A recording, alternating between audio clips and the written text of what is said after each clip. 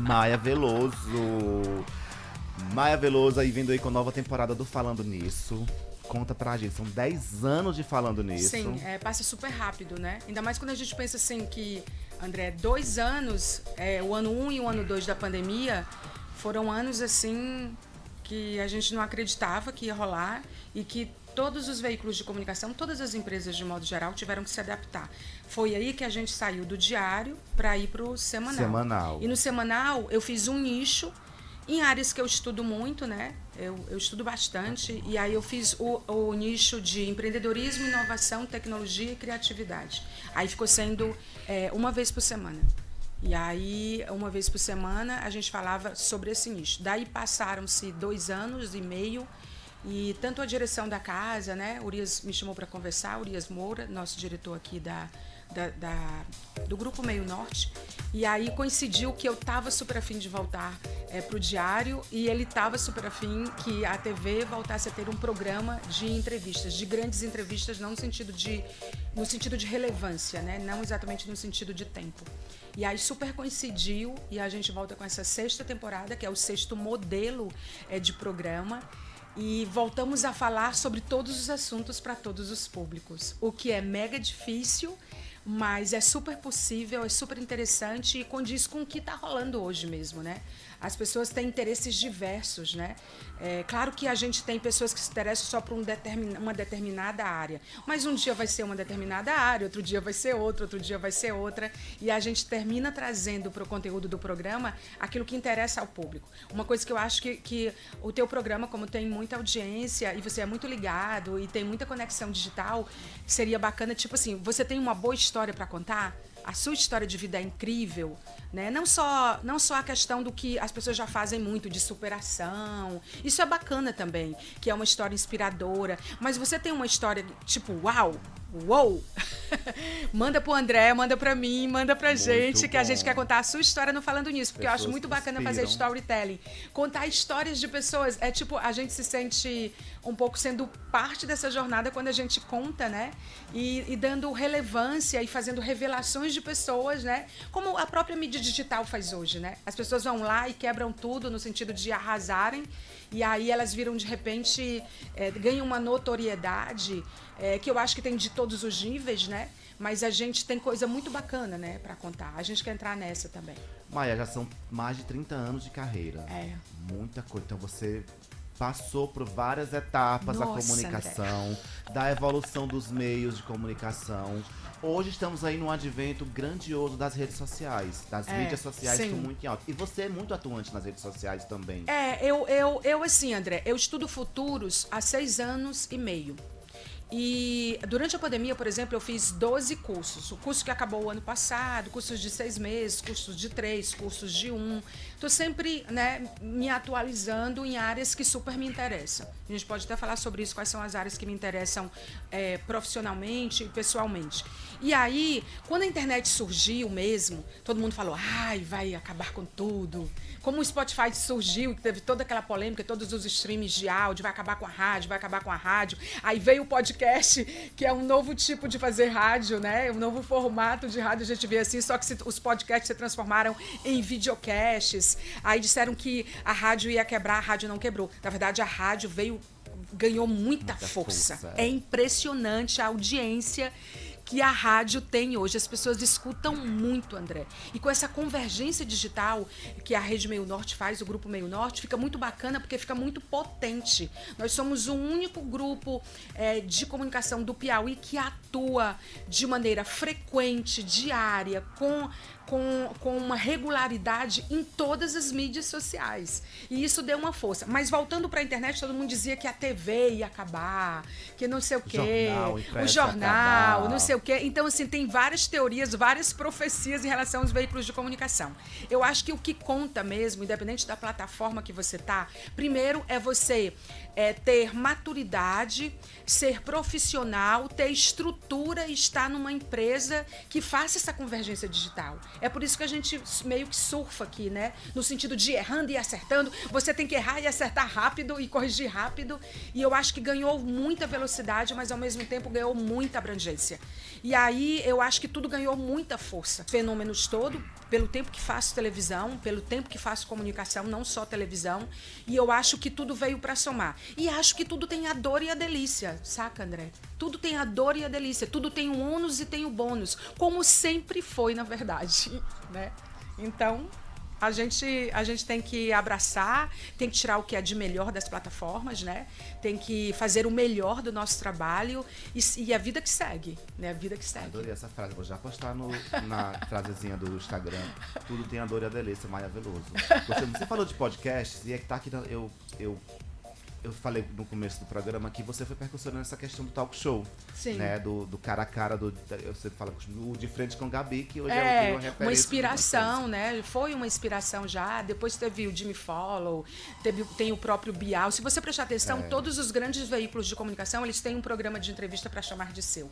O do Grupo Meio Norte é o Falando Nisso com a Maia Veloso. Maia, e você tem acompanhado que hoje o movimento dos podcasts está muito alto. O podcast hoje é a mídia do momento. Tanto que eu falo no âmbito internacional, local e também nacional, está surgindo muitos canais aí de entrevistas com pessoas locais, que vez ou outra eu vejo viralizando aí nas redes sociais, modelos, influencers e afins. Você acompanha?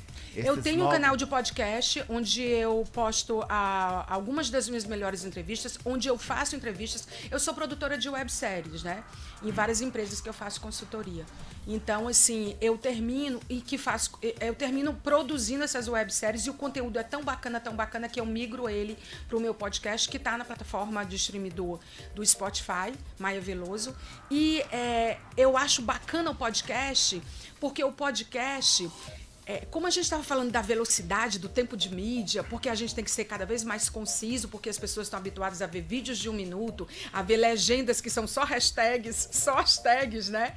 As pessoas não querem mais ler tudo. Eu acho que, ao mesmo tempo que a gente tem que se adaptar a isso, a gente não pode perder a mão, como jornalistas que somos, de nos aprofundarmos. A gente tem as mídias para nós sermos mais superficiais, que tudo bem, não é uma crítica, mas eu acho que o podcast, ele é uma oportunidade de nós nos aprofundarmos em relação a certos conteúdos. Tanto que você vê que tem podcasts que são incríveis, né? Podcast de ciência, podcast de exatas, de humanas, podcast de literatura, podcast de fofoca, podcast de tudo que tem. Quando você quer ter mais tempo, o podcast é muito legal porque é essa linguagem de rádio, entendeu? E eles se transformaram em videocasts, alguns deles. Você sabe que em 2019 eu estava com tudo pronto para lançar o meu videocast. Tudo pronto. Cenário que eu desenhei, conteúdos, equipe contratada, blá, blá, blá, blá, blá, blá, blá, tudo. Aí foi no final. Quando as coisas estavam se alinhando, que era para começar em 2020, a pandemia chegou e eu tive que desistir do projeto, porque eu já sabia, porque estudo futuros, que não ia ser um vírusinho, como muita gente falou, ia ser uma coisa longa, porque a tendência hoje, André, desses vírus, tem vírus sendo descongelados na Sibéria. Então, assim, com esse desequilíbrio ambiental, com esse maltrato ao meio ambiente, os vírus vão cada vez ser mais frequentes, as máscaras, as pandemias. Eu não estou dizendo que a gente vai ter uma do nível do coronavírus. Peço a Deus que não. Entendeu? Mas isso vai ser cada vez mais frequente na vida da humanidade, entendeu? Então, assim, todos os reportes, as pesquisas que a gente acessa levam para isso. E isso tem a ver com o que a gente está fazendo ao longo de décadas do último século, principalmente em relação ao meio ambiente. Muito bom. Maia, incontáveis quantidade de pessoas que você já entrevistou ao longo dessa carreira. Quando eu parei de mapear, André, eu tinha 3.000 entrevistas nacionais. 3.000 Eu entrevistei Fernando Henrique Cardoso, eu entrevistei Lula, eu entrevistei Chico Sainz antes dele morrer, eu entrevistei Caetano Veloso, Carlinhos Brau, eu fui na casa da Dona Canô antes dela morrer, fiz uma entrevista com a Dona Canô em Santo Amaro.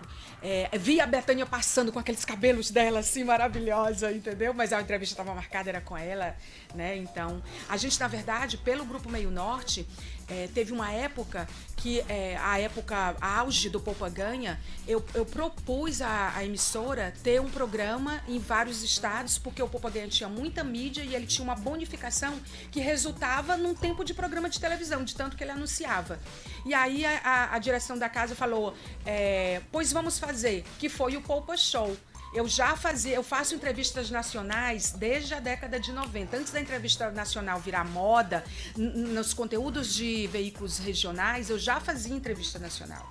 Eu comecei a fazer entrevista digital, remota, por Zoom, por outros canais, Skype e tal, muito antes de todo mundo fazer essas entrevistas, né? Então eu descobri essa comodidade, essa agilidade do digital. Então, assim, eu comecei esse programa aqui, mas daí ficou muito ruim ficar na ponte aérea. Meu programa era exibido em 15 estados do Brasil e ficava ruim a ponte aérea para cá, para outros estados. Aí eles me falaram, qual das cidades das capitais você quer morar? Quais dos estados que a gente tá? Eu falei BH. Eu tinha um grande amigo em BH, o Eli, que a gente chama Mão Santa, né? É tipo uma coisa assim, eu esqueci, não é o Mão Santa de Parnaíba, não.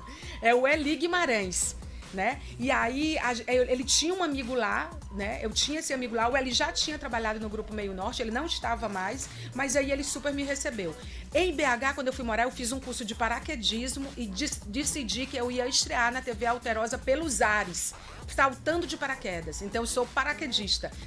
Não me considero mais porque eu terminei não praticando, mas eu fiz completo e saltava lá quando eu morava em BH. Aí eu morava em BH e ficava na ponte aérea para São Paulo para ajudar o Vanucci a fazer o programa Poupa Ganha de lá, porque ele era a estrela do Poupa Ganha em São Paulo. Então eu era a apresentadora 2, que conhecia muito o produto e fazia junto com o Vanucci, que era uma figura, foi um colega maravilhoso, saudoso Vanucci, né? Isso foi década de 90.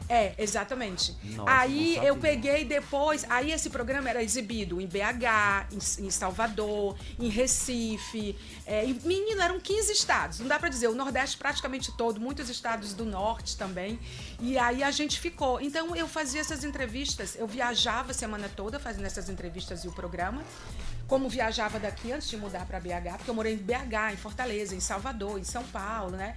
E em São Paulo, quando eu fui morar em São Paulo, eu fiz USP, eu estudei na USP, na ECA, querida, né? Escola de Comunicação e Arte, e estudei muito, sempre gostei muito de estudar. Então, assim, quando eu parei de mapear, eu tinha 3 mil entrevistas nacionais. Eu citei algumas que eu parei de mapear, eu acho que foi quando a gente encerrou a temporada do Poupa Show. Porque eu tive que ir para São Paulo, a direção do Grupo Meio Norte falou, não, então agora a gente está precisando muito de você aqui, porque você sabe contar histórias e a gente quer que você conte as histórias dos ganhadores. Então eu conheço São Paulo inteira, porque eu viajava inteiro fazendo a entrega dos prêmios, conhecendo as pessoas, conhecendo artistas, né? A própria Ingrid Guimarães, ela trabalhou no Poupa Ganha de São Paulo, antes da Ingrid ser essa... Ela sempre foi essa maravilhosa, né? Mas ela trabalhava em São Paulo com a gente, fazendo algumas entregas icônicas, né? Fazendo algumas esquetes de tudo. Era muito legal. Então eu conheci a Ingrid antes mesmo dela estourar, porque talentosa ela sempre foi, né? Sempre foi. Então, assim, foi tipo 2000, mais ou menos, 2001, eu parei de mapear, né? Mas eu até hoje faço as entrevistas nacionais, né? Maia, então tem muitas, deve ter umas 5 mil aí, eu sei. Alguma pessoa, alguma personalidade, alguma que você ainda sonha em entrevistar, que você ainda não entrevistou? O próximo. O próximo, não tem uma pessoa específica? Não, eu acho assim que eu sou bem assim, tipo, o que a gente está vivendo, né? Então, assim, eu acho que os artistas são incríveis, né? Os políticos, a gente precisa entrevistar, né? É um dever nosso entrevistar. Eu acho que a área de tecnologia, a gente tem feito essa cobertura, né? Enfim, eu acho que não tem uma pessoa assim específica, porque como eu atuo em muitos segmentos, eu tinha que citar um específico de cada área. Entendeu? Um específico de cada área. É claro, por exemplo, que os gigantes da inovação, eu queria fazer com o Bambambam da Microsoft, entendeu? Eu queria fazer, sabe? Eu queria fazer o Musk, que é maluco, entendeu? Eu queria fazer o Jeff Bezos, entendeu? Eu queria fazer esses Facebook, caras todos, entendeu? O Mark Zuckerberg, eu acho né? O Hewlett da Universidade de Massachusetts de tecnologia, o MIT, né? Que é um cara que é hoje um teórico importante da Universidade de Massachusetts. Ele lançou um livro super bacana, As 24 Lições para Inovadores, né? Eu tenho até uma entrevista pré-agendada com ele, na verdade, nos Estados Unidos, que talvez quem faça seja a Isabela. Porque fica muito caro. Eu não tenho planos de viajar agora para lá. E ela mas, tá lá, né? Sim, ela já tá lá há 9 anos. E aí eu tipo, tô muito ocupada com esse programa. E tô muito animada, tô muito... Tem algum formato que você ainda não fez e tem vontade na televisão? Olha, eu já fiz programa de casinha, fui pioneira no programa de casinha, tipo Ana Maria Braga, tipo Revista Meio Norte. Eu fui a primeira jornalista e a Meio Norte... Eu não tava na Meio Norte nessa época, eu tava na Antena 10. E eu fiz o Nossa Casa. Eu fiz programa de auditório. Eu faço debates políticos. Eu fiz o primeiro talk show. Eu já apresentei telejornal. Eu já tive o programa Atitude, lembra? Que eu mostrava o que era tendência, que era de tarde, que era produzido pelo Zambiana.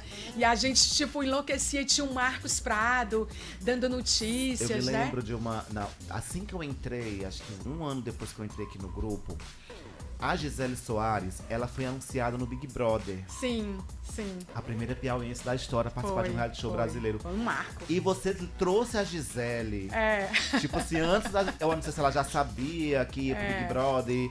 E rolou essa entrevista. A gente fez um marketing todo da Gisele em cima dessa entrevista do Atitude. Lembro muito. Pois é, e aí assim, é incrível isso. Eu já fiz Bom Dia na TV Clube, apresentei o primeira edição, fui repórter do segunda edição, né? Eu já fiz programa mostrando o agro, né? O rural na TV Cidade Verde. Eu já trabalhei em todas as emissoras aqui do Piauí. Eu comecei na TV Educativa, na TV Cultura, eu aprendi a fazer documentários e sou apaixonada por webséries, porque eu fui assistente do Sérgio Rosenblitz, hoje uma referência, e também quem era o diretor de lá nessa época era o Chaim Liteves, que ficou 20 anos na ONU, sendo o diretor de documentários da ONU, né? Ele se aposentou antes da pandemia, em 2019, inclusive ele esteve aqui, eu fiz uma entrevista maravilhosa com ele. Então assim, minha formação, ela é muito múltipla, ela é muito diversa, sabe? Eu fiz muita coisa. Aí, respondendo a tua pergunta, é o que está por vir. Eu trabalho, André, como eu estudo futuros, eu tento nortear o meu trabalho em cima de comunicação preditiva, que não é tipo previsão. O preditivo é você antecipar, você fazer leitura de cenários e a partir de indicadores você saber o que está por vir.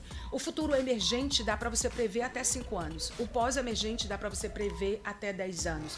Precisa você se aprofundar para você antecipar esses futuros. O futuro, ele é um ponto de chegada, não é um ponto de partida, né? Ele, na verdade, é um ponto de partida, não é um ponto de chegada. Se você antecipa, é o contrário. Se você antecipa, você consegue ser preditivo e ver o que está por vir mais. Qual é o programa que é novidade na televisão brasileira?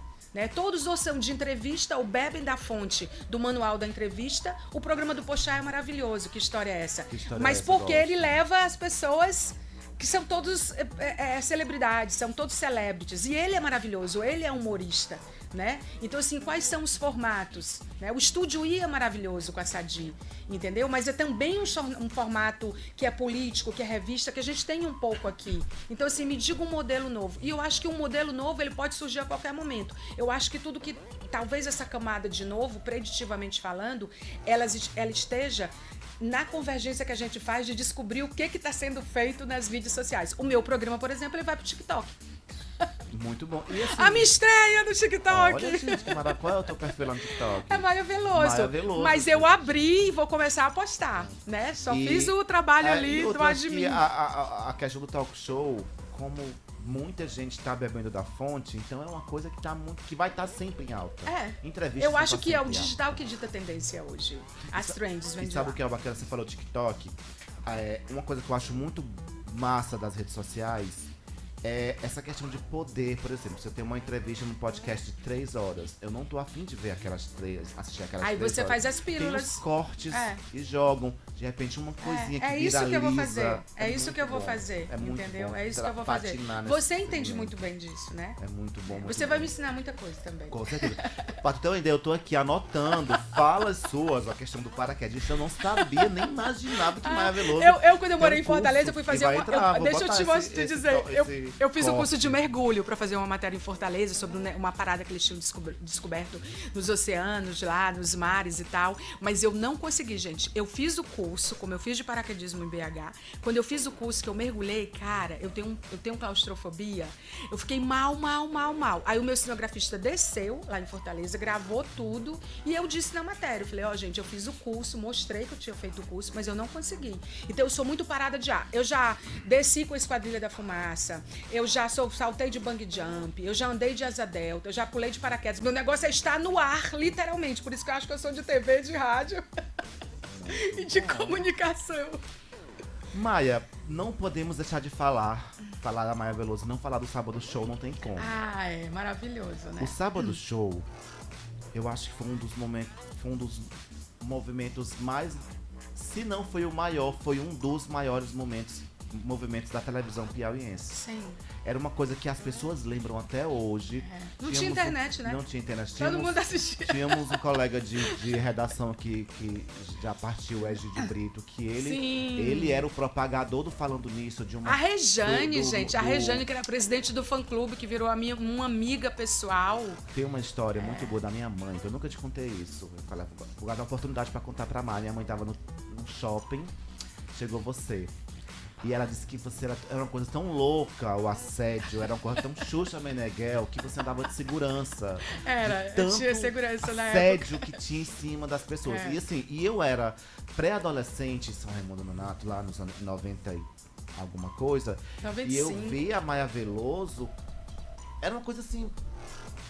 Era uma celebridade. Era um nome celebridade. Eu lembro que, gente, Maia Veloso está em São Raimundo Nonato para apresentar o Interartes. Não. Eu fui, na verdade, diretora de transmissão e artística do Interartes, em São Raimundo Nonato. E a cidade era só o que se falava, que a Maia Veloso está aqui. Aí eu era pequeno, não fui. O meu tio foi, tirou uma foto com você. Você é de São Raimundo Nonato? Que máximo, não sabia. E assim... Você tem saudade daquela época? Daquela loucura que foi a sua vida? Não, que era uma loucura, né, Maia? Sim, era. Eu acho que foi uma oportunidade do Grupo Meio Norte. Quando eu fui pro Grupo Meio Norte, eu tinha muita vontade de fazer um programa de auditório. E aí eu saí da TV Clube, o PG, nosso CEO, né, Paulo Guimarães, me tirou da TV Clube pra ir pra lá. E aí eu falei pra ele, eu queria fazer um programa de auditório. Ele disse, agora talvez a gente não tenha as pessoas, a equipe, a gente tem que estudar isso. Mas já tá no nosso radar, anote que você vai fazer. Aí eu comecei fazendo um programa de jornalismo, né? O Jornal do 7 de manhã, com o saudoso Pires de Saboia. Fiz muito jornalismo lá, comecei com jornalismo mesmo. Na verdade, eu sempre fiz jornalismo. Mesmo quando eu fazia Sábado Show, eu era a jornalista que gostava de cultura. Eu fiz 10 anos. Programas culturais, né? Mídia, conteúdos culturais. Como eu faço político, isso tudo é parte da minha vida. E lá a gente lançou muitos cantores, muitas bandas, muitos talentos, né? A Elvira era parte do júri, né? Que julgava as pessoas. Ela foi júri do Chacrinha, Elvira querida, um beijo pra ela.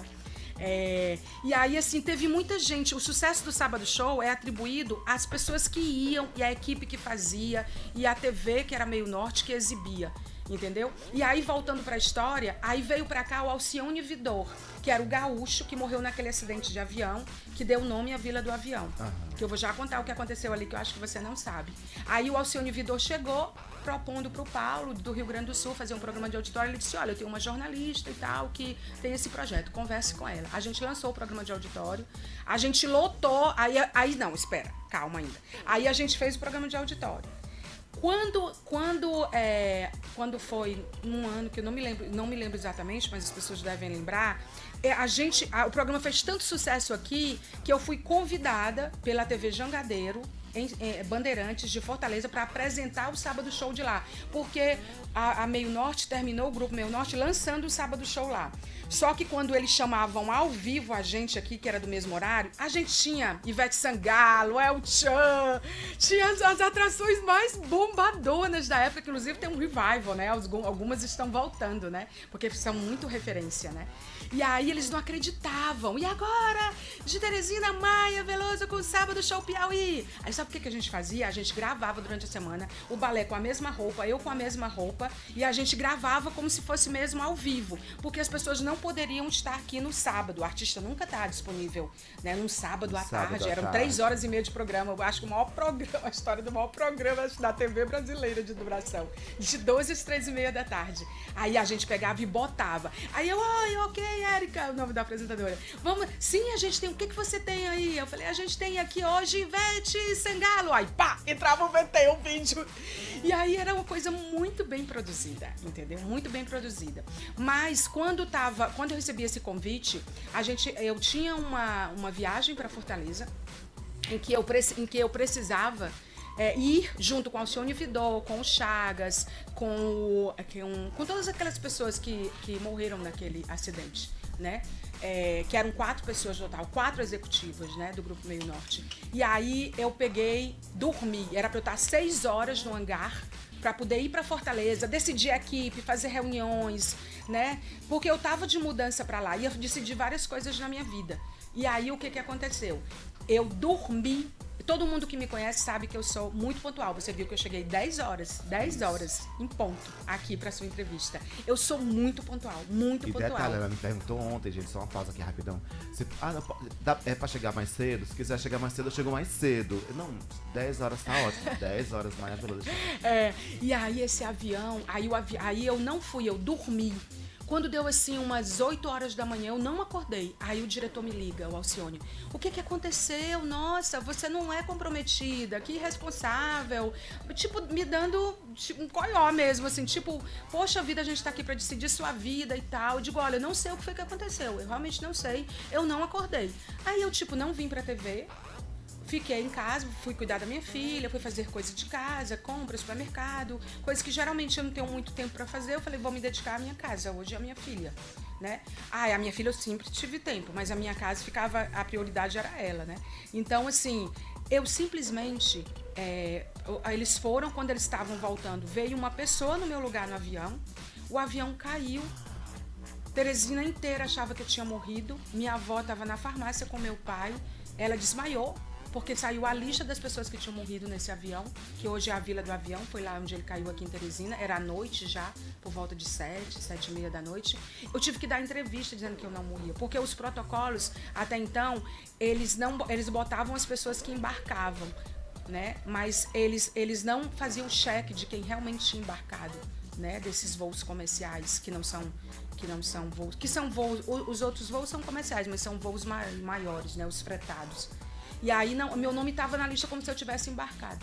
E isso foi terrível, a gente teve muita dificuldade de fazer o Sábado Show no sábado seguinte, a gente pensou em não fazer, e foi o programa que a gente mais chorou, toda a equipe, a gente fez, ao mesmo tempo que era a despedida do Alcione, uma homenagem a ele, e a gente muito enlutado, não só pelo Alcione, mas por todas as pessoas, a gente fez o programa, e foi meio que a despedida para eu ir morar em Fortaleza. Aí lá em Fortaleza eu tive um outro diretor, que era um cara de São Paulo, e foi quando eu fui morar em Fortaleza.